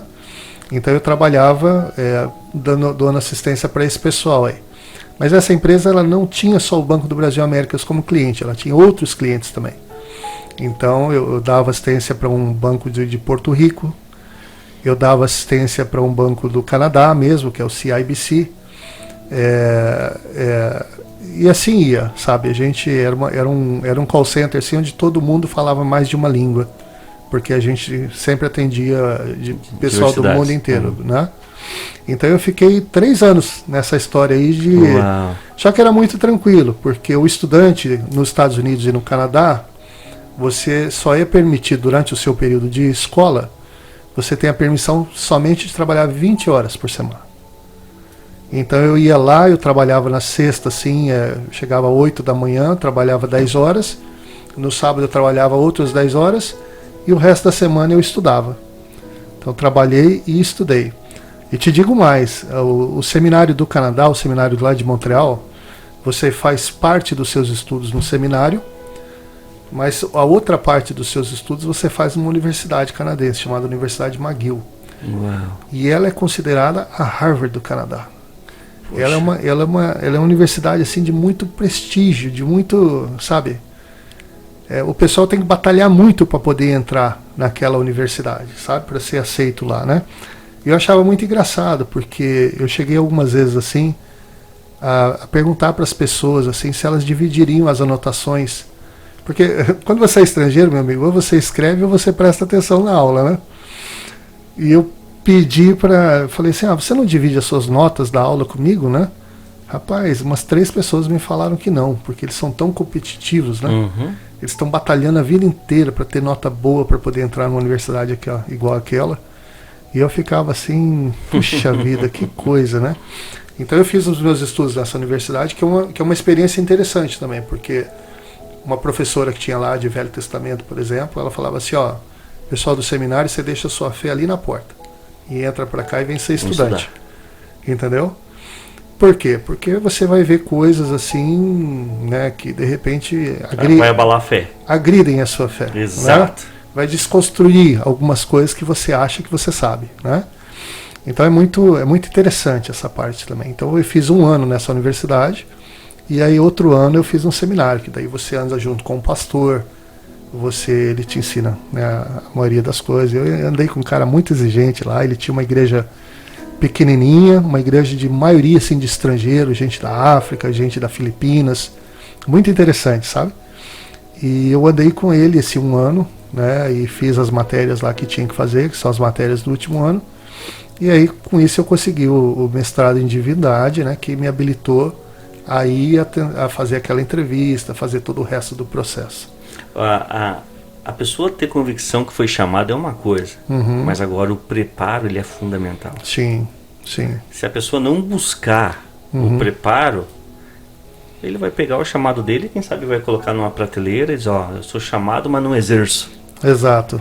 Não tem sentido. Não. Então, eu acho interessantíssimo, pastor Silvio, essa questão, né, da igreja presbiteriana, que ela trabalha muito na parte da intelectualidade da pessoa, da formação. Sim. Ou seja, esse é o processo. E aí? Topa? Bora? Vamos? Exato. Agora, se você não está apto, você também não vai estar apto para exercer a vocação, porque eu acredito, pastor Silvio, que quando se trata de fazer a obra de Deus, você tem que ter instrução. E da onde que você vai buscar as instruções? Dos mestres. Agora, se, igual essa professora falou para o senhor, ei, você vai vir, ok? Deixa a tua fé na porta. Quem sabe, alguns vão se escandalizar. Sim, escandalizar. Poxa, como é que eu vou deixar minha... É a mesma coisa, eu lecionei muito tempo também a parte básica e médio de teologia no Brasil pelo Instituto Alfa. Então, eu sempre dizia para os alunos, ei, você veio para aprender ou veio para debater? Porque se você veio para debater, pega o teu livrinho e volta para casa. Agora, desarma, descruza os braços, descruza as pernas. Relaxa, né? E relaxa. Sim. Vamos aprender juntos. Sim. Então eu acredito que para exercer a vocação, esse trabalho que a presbiteriana faz é incrível. Porque você vê pastores que foram moldados, forjados, foram colocados no fogo, claro, uma expressão, uma força de expressão. Então a gente vê que o trabalho é feito de forma transparente, a parte da secretaria, a parte da tesouraria, a parte de administração da igreja, a parte da ordenação. Isso é incrível. E isso, para quem está trabalhando, ou seja, quem está sendo liderado, isso traz muita confiança. Poxa, eu não estou num lugar qualquer. Essa questão, eu acho que Bom, deixa eu fazer uma correção primeiro, porque eu tinha colegas ali que estudam no mesmo seminário que eu, mas eles eram anglicanos, eles eram da Igreja Unida do Canadá, eu tinha colegas que eram, obviamente, presbiterianos, mas assim, a grande maioria das igrejas tradicionais, elas exigem esse tipo de formação. A gente não é tão chato como os católicos, por exemplo, que obrigam os padres a estudar 4 anos de filosofia, mais 3 de teologia, né? Então, para eles é mais difícil, são 7 anos. Mas no nosso caso, nós temos que ter um curso superior, que não necessariamente precisa ser na área de teologia, apesar de muitos dos meus colegas, eles têm o bacharelado em teologia, e aí eles vão fazer esse mestrado em divindade, que daí no final dá os 7 anos também. Mas você pode, por exemplo, ser bacharel em história. E no meu caso, que nem eu te falei, eu era de informática, ou seja, não tinha nada a ver, né? Então, assim, para ser justo, mas não é só a igreja presbiteriana. Mas dentro da fé reformada, isso daí sempre foi muito importante. Porque a gente tem que entender o seguinte, que quando houve a reforma protestante ali, uma das grandes bandeiras que os reformadores carregaram é essa questão da educação. Eles queriam que as pessoas aprendessem a ler e a escrever para poder ler a Bíblia. Entendeu? É o sola escritura que a gente chama, né? Somente a escritura. Que é um dos 5 pontos. Um dos 5 pontos principais, né? Que une da a grande maioria das igrejas chamadas de protestantes, né?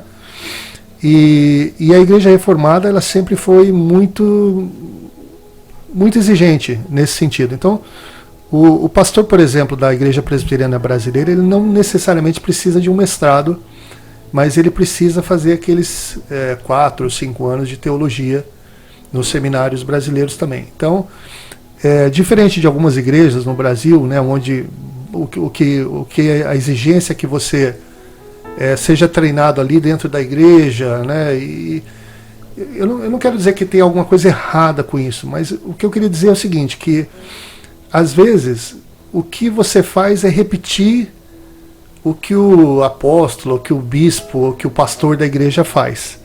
Você não está ali como um questionador, você não está ali como com aquela opção, né, de quem tem um curso superior. Você está ali mais para repetir o que você vê acontecer, né? A fórmula que a gente sabe que dá certo. Que já deu certo. Então, eu não diria assim que uma coisa é melhor que a outra necessariamente, mas para mim é importante eu ser parte de uma denominação onde isso é exigido, sabe? Porque daí você não tem pastores prematuros. Não só prematuros, assim, mas com uma fé muito básica, vamos dizer assim, superficial, né? Superficial, que não está pronta para cogitar nada fora daquilo que ele acha que é como é. Você está entendendo? Eu sempre tenho, e eu tento passar para quem está perto da gente, quando se trata de recursos de oratória, a importância de quando você for se expressar, você mostrar que tu está seguro do que você está falando. Agora, chega alguém, ele assume o púlpito. Esse é um fator muito interessante. Por quê?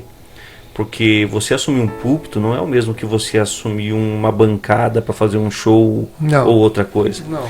Você tem que entender que as pessoas que estão a te ouvir, elas estão criando crenças em cima daquilo que você está falando.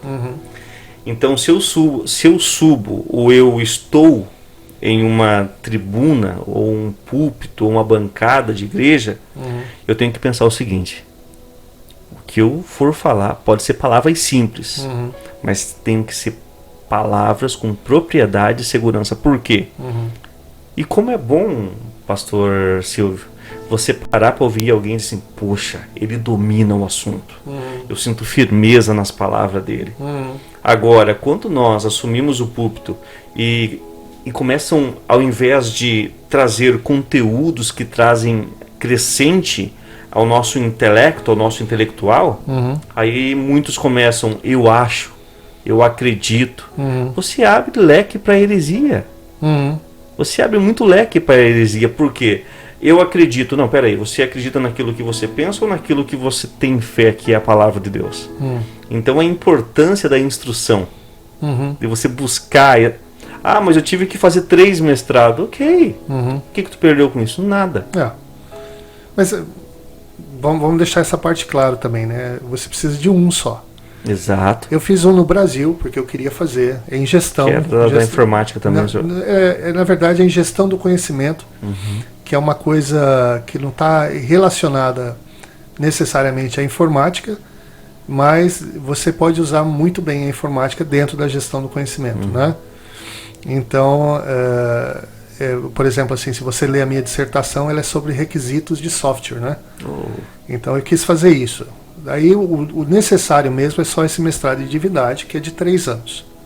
E o mestrado em teologia, como eu te disse aqui, eu fiz porque eu não tinha opção de não fazer. Porque eu estava matriculado e eu estava com visto estudante, e não dá para você ficar no Canadá com visto estudante não estudando, muito menos aqui dentro dos Estados Unidos, né? Mas eu gosto assim, sabe? Eu vejo assim, tem 2 pessoas que vivem dentro de mim. Tem a pessoa da fé, né? E tem o acadêmico também, sabe? Às vezes, como acadêmico, você tem que usar esse tipo de palavreado, né? Eu deduzo que seja assim, a possibilidade é que seja essa, você está entendendo?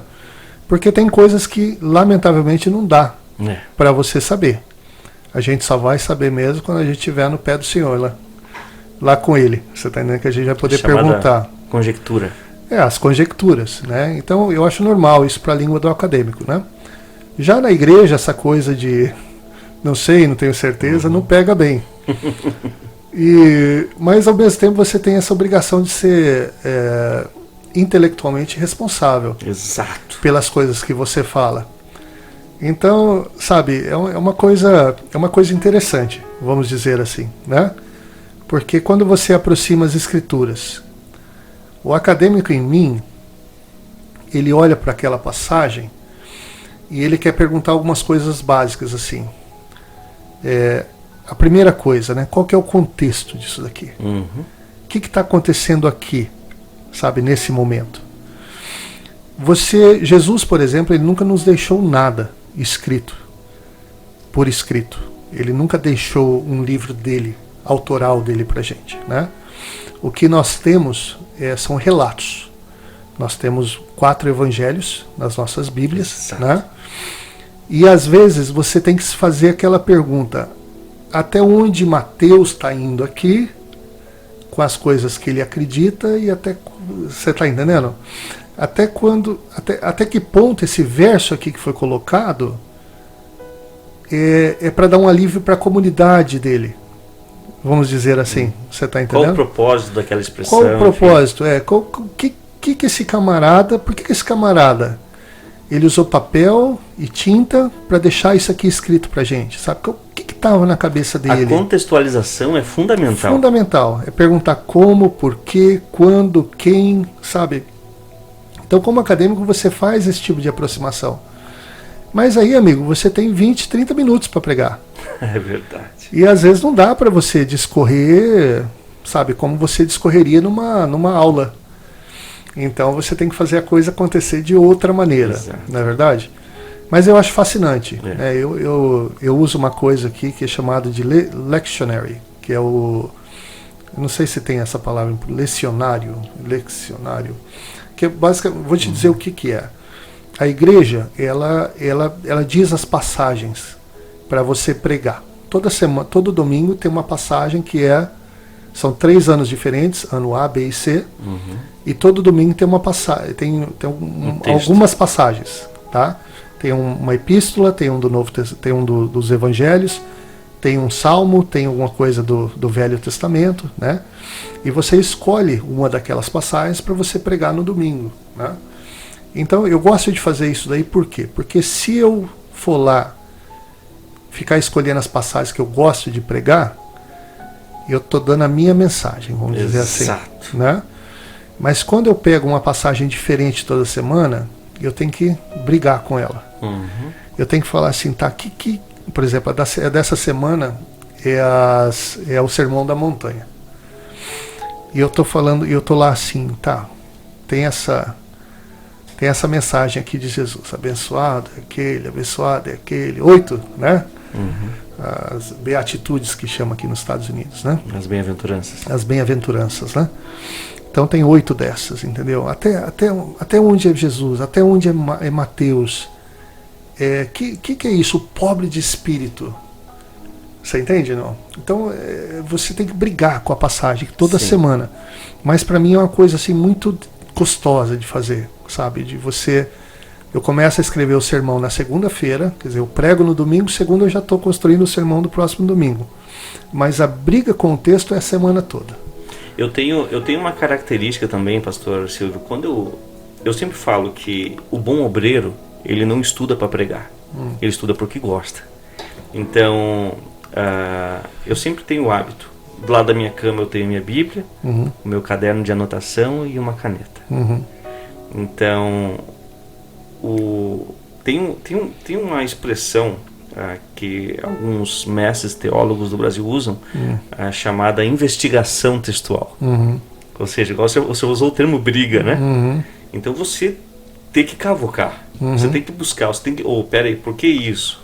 Por que aquilo? Qual o propósito dessa expressão? Sim. Tá, e para quem que era direcionada essa palavra? Então, mas para quem ama a palavra, isso é prazeroso fazer prazeroso. Isso. Eu acho muito prazeroso. Para mim, assim, é um desafio novo toda semana.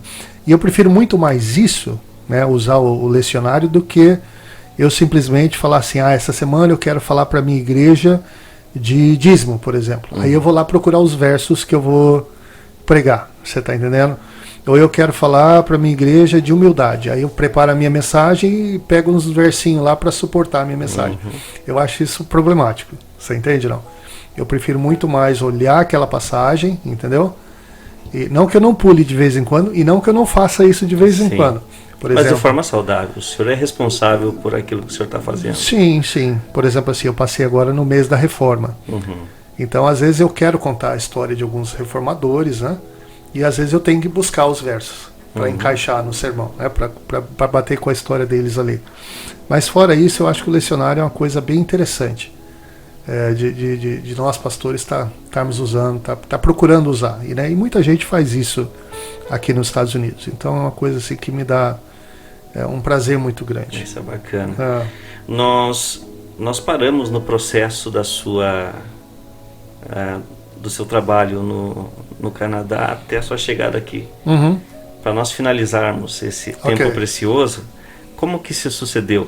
Em que momento o senhor sentiu que era o tempo de vir para cá? Como que aconteceu? Como que foi esse processo? Então funciona assim, uma vez que você é feito candidato da igreja, da minha igreja particularmente, tá? Não estou falando pelas outras, só no caso da igreja presbiteriana. Uma vez que você é feito candidato, que você passou todos aqueles processos lá, e você é feito candidato, você é permitido agora buscar um chamado. Então a característica da nossa igreja é o seguinte, que nós não temos um bispo, ou um pastor presidente, ou alguém que diz assim, ô Jason, você vai para tal igreja, ô Silvio, você vai para tal igreja. Não funciona assim conosco, entendeu? Como é que acontece? Cada igreja local, ela vai anunciar no site da igreja da denominação nacional. né? Então, se você for, por exemplo, no site da Igreja Presbiteriana, você vai do Canadá ou aqui dos Estados Unidos, você vai ver todas as igrejas que estão procurando um pastor agora. E aí você faz igual você faria para o emprego. Você pega e você manda o teu currículo. Digamos, né? Currículo. Mas não é um currículo, é um formulário. Um report teu, pessoal. É um formulário da própria igreja, que ali tem as perguntas-chave que você responde. Quanto tempo você é ordenado, que tipo de pastor é você, quais são as suas características de liderança, né? E diferente do currículo, onde menos é mais, no negócio da igreja, mais é mais. Você está entendendo? Porque você tem que se vender, né? Então as pessoas leem, né, o seu formulário, né? E aí ela decide se você vai fazer entrevista, se você vai para entrevista ou não. No meu caso, eu ouvi dizer que nós tivemos, não sei se foram 42 ou 62 pessoas que aplicaram para minha posição. Hoje aqui na cidade? Nessa cidade aqui. Uau! Então não é assim, é concorridinho, entendeu? No entanto, apesar de eu não ter me formado faz muito tempo, eu tenho algumas vantagens. Porque eu tenho uma experiência no mundo secular, e isso é visto com bons olhos. Eu tenho um casamento estável há mais de 25 anos com a minha esposa, isso sempre ajuda também, você está entendendo? Então esse tipo de coisa vai contribuindo, né? E o fato de eu ter estudado na McGill, o fato de eu ter me formado pela Faculdade Presbiteriana do Canadá, sabe? Isso aí vai acabando... São pontos a mais. São pontos a mais. Mais é mais. Exato. O fato de eu falar o português, o fato de eu falar espanhol também, isso aí vai te ajudando, né? Mas eu recebia muita entrevista, eu era muito entrevistado no Texas, igrejas no Arizona, igrejas no Novo México, onde a igreja está meio que caindo o movimento assim, eles têm muito hispano em volta, então eles querem alguém que seja bilíngue para ver se traz esse tipo de essas pessoas, né? Esse tipo de gente, essas pessoas para a igreja.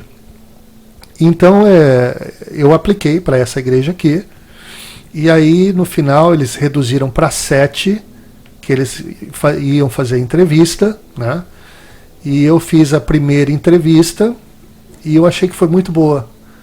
Eu senti assim, eu senti. E uma coisa interessante, eu vou contar um segredo aqui para você. Eu estava lá na República Dominicana, a minha esposa e eu, nós estávamos celebrando, né, nossas bodas de prata. E eu falei, meu amor, eu tenho uma entrevista, né? E vai ser daqui 1 hora, então, mas eu vou lá pro quarto dar uma olhadinha. E aí eu fui pro quarto, aí eu acho que se você for uma pessoa inteligente, você vai fazer isso, né? Você está aplicando para uma empresa, você tem que ir lá no site da empresa, abrir o site e aprender sobre aquela empresa, o que a empresa faz, o que, né? E eu fiz isso. E depois eu fui no Wikipedia, botei o nome da cidade aqui, aí vi os demográficos lá, né? A população, que tipo de gente mora aqui, etc e tal, né? Então, durante a minha entrevista, uma das mulheres, né, uma das pessoas do comitê, lembra que é um comitê de membros da igreja, né? Ela me perguntou assim, fala pra mim o que você sabe aqui da gente. Eu falo, eu sei tudo de vocês, pode me perguntar. Não, você conhece a cidade aqui? Sim, eu conheço a cidade tem tanto de população, nem lembro mais, tá? Mas na hora estava afiado ali. Vocês têm uma população X, né, tantos são hispanos, tantos são de uma certa idade, não sei o que, entendeu? E da nossa igreja, a igreja tal, não sei o que, fiquei muito feliz de saber que vocês acabaram de receber novos membros, que eu tinha visto a foto, você tá entendendo? Então eu acho que isso daí causou uma impressão muito boa, porque a pessoa falou, nossa, ele é interessado na gente, né? Ele sim, ele procurou. Quem sabe os demais não usaram os mesmos recursos? Ele procurou se informar. Olha, eu diria que pelo menos 7 fizeram isso, né? E aí no final ficou eu e mais um, né? E era uma decisão muito difícil para eles, porque se eles quisessem me chamar,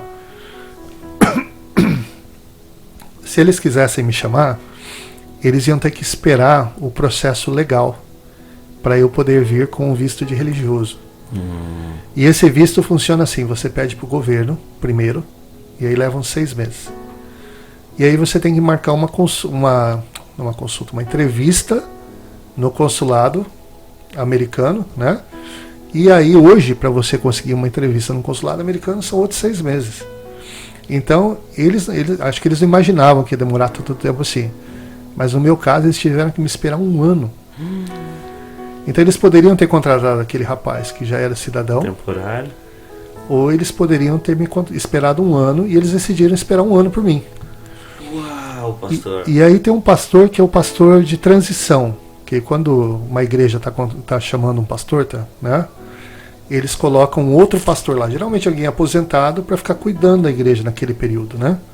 E esse pastor, ele fica geralmente 1 ano, 2 no máximo. E esse camarada, ele teve que ficar um 3º ano me esperando, sabe? Então foi meio puxado para ele, mas ele é um cara muito querido, um cara, sabe, fantástico também. E eles decidiram fazer isso por mim. Eles esperaram 1 ano até chegar a documentação. E aí eu fui no consulado, né, no dia da entrevista. Aí, quando eu soube que o visto foi aprovado, aí eu liguei para as 2 pessoas que eram as encarregadas ali do comitê, né? E falei para elas, olha, deu certo. E aí eu já tinha, na fé, eu já tinha pedido demissão da minha outra igreja. Então, a minha entrevista foi no dia 5 de janeiro. Se o cônsul olhasse para mim, cara, e falar, não, você não vai para os Estados Unidos, eu ia estar sem trabalho, sem nada. Uau. Porque o meu último dia de trabalho na igreja canadense seria no dia 29 de... Dezembro? 29 de janeiro. E aí eu não tinha mais nada. E acabou que no dia 5 eu fiquei sabendo, depois da entrevista, que eu tinha passado. Mas a gente é tão desconfiado que a gente fala assim, não, eu quero ver o passaporte, o visto, né? E aí e vem pelo correio, demora umas 2 semanas, né? Então quando eu vi o visto, eu liguei e falei, ó, deu certo, nós vamos estar aí.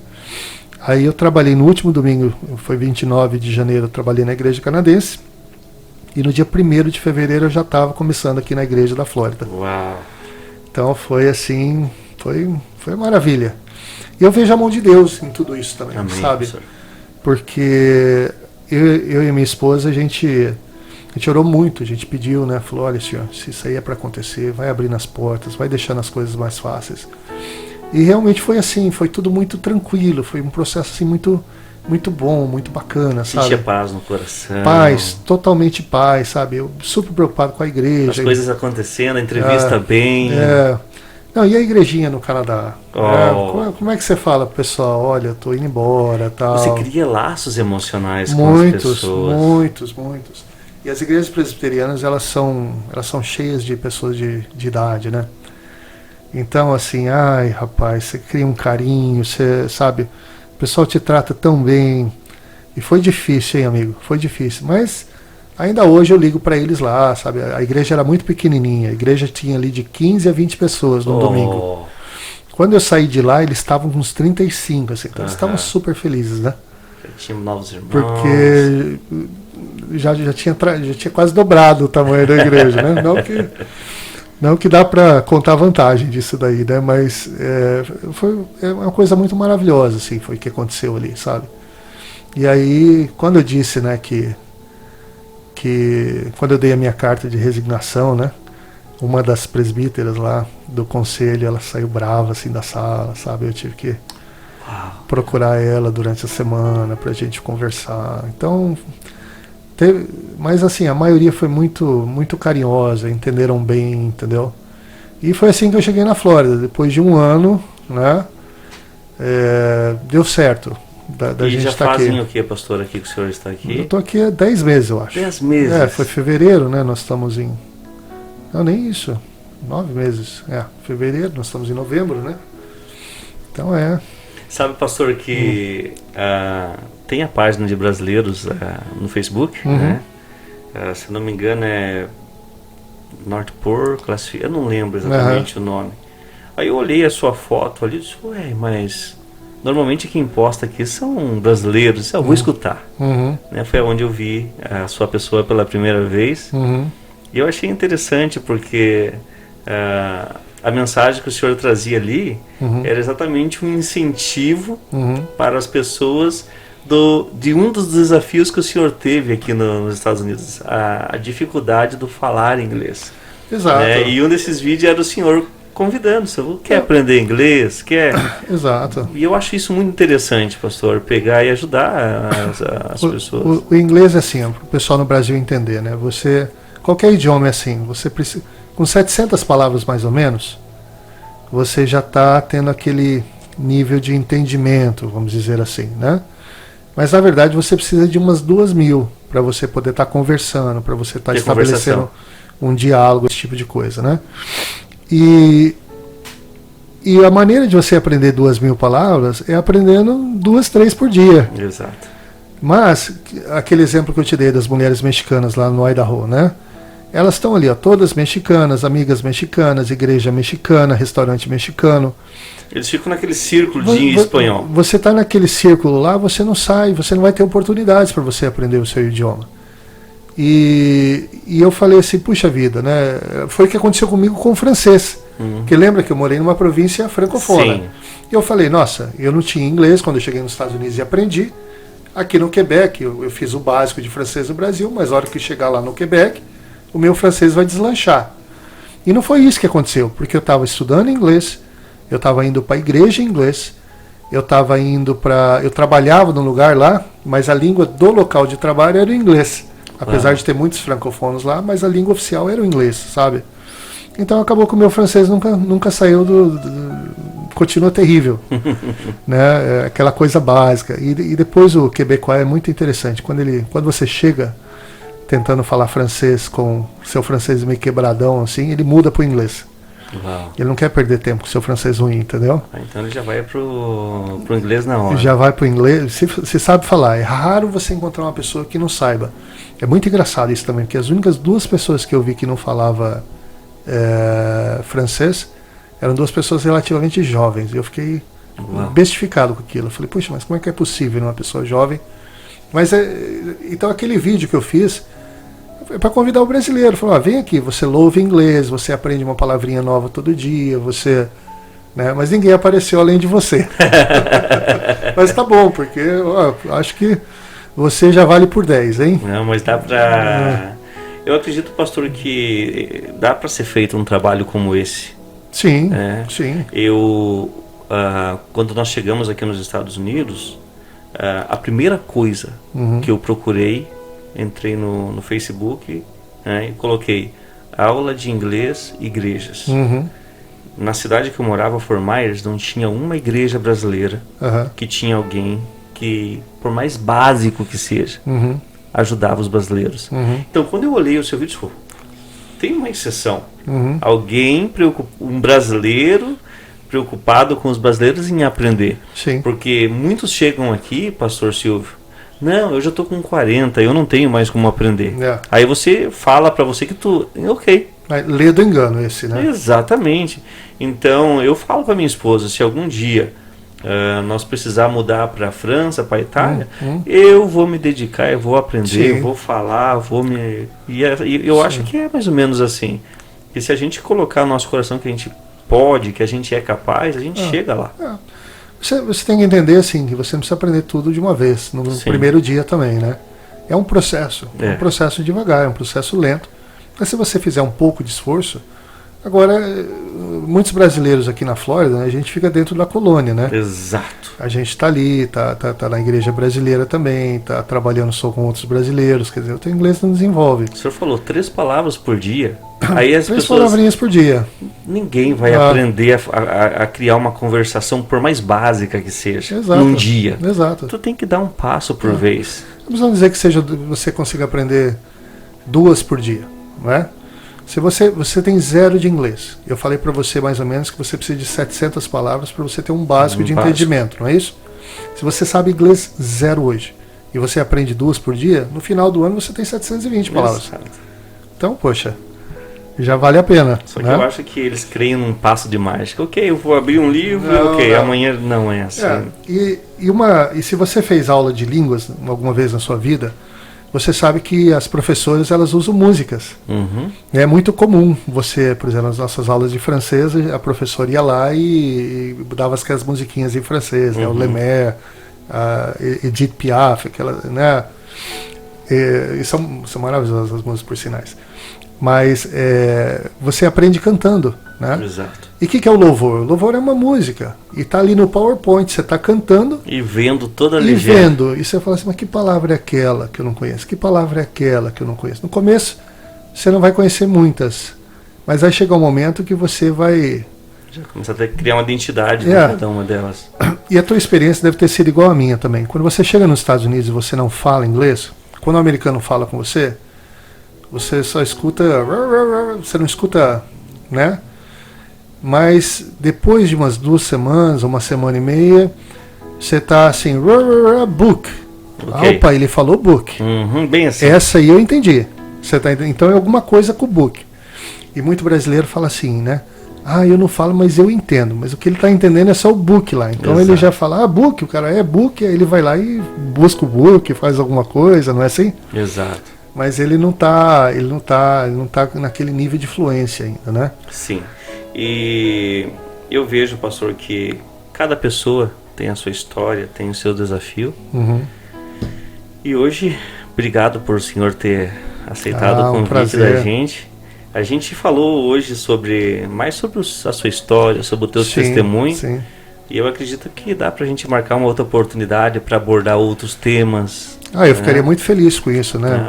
Vamos esperar que o pessoal faça uns comentários aí no vídeo, né? O pessoal que tiver mais interesse em conhecer um pouquinho mais de mim, né?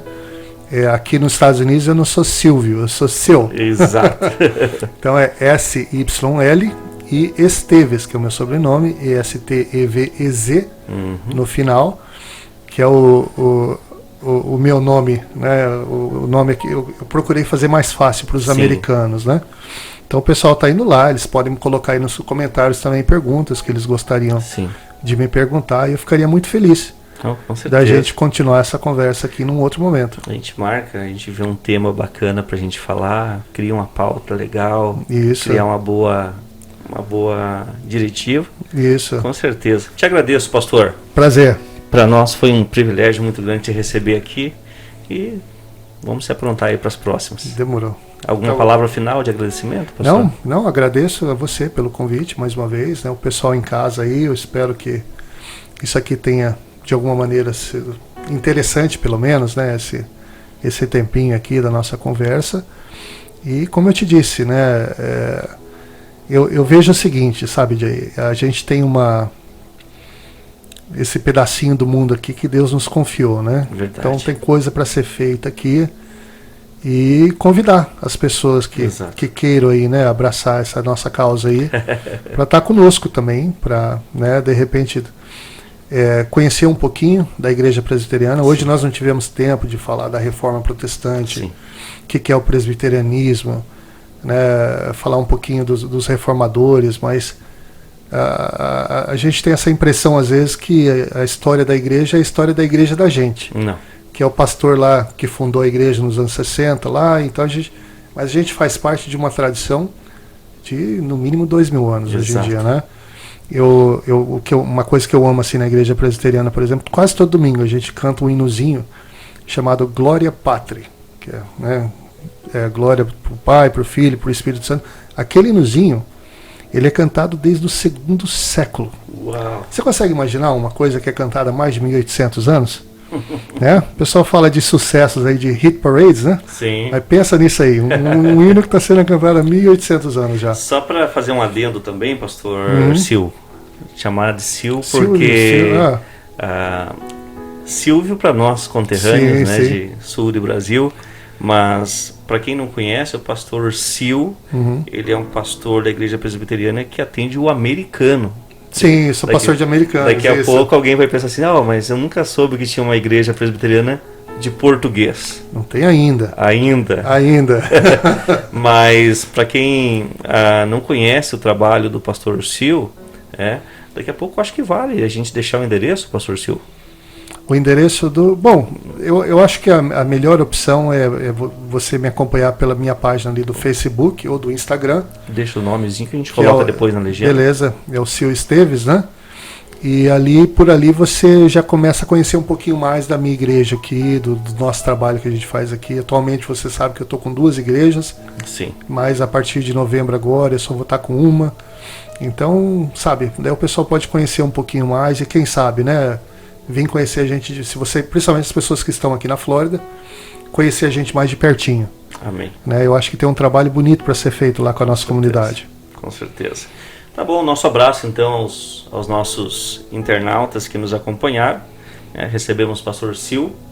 Então, fica aqui então o convite a você para nos acompanhar nas próximas.